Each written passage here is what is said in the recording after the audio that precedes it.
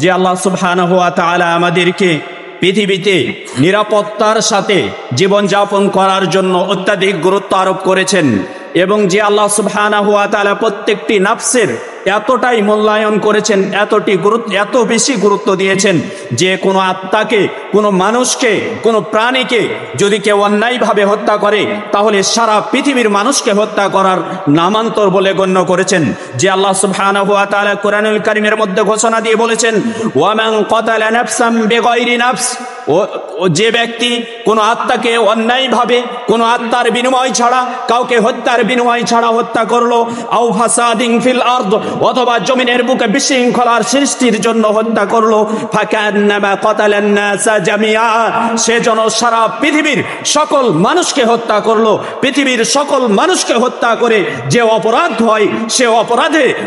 সে অপরাধের সাথে জড়িত হলো ওই ব্যক্তি, যে ব্যক্তি কোনো মানুষকে অন্যায়ভাবে হত্যা করলো। যে আল্লাহ তাবারক ওয়া তাআলা আমাদের জীবনের নিরাপত্তার জন্য এই পৃথিবীতে এই বিধান জারি করেছেন, সে আল্লাহ সুবহানাহু ওয়া তাআলার দরবারে জানাই লাখো কোটি সিজদায়ে শুকর, বলে আলহামদুলিল্লাহ।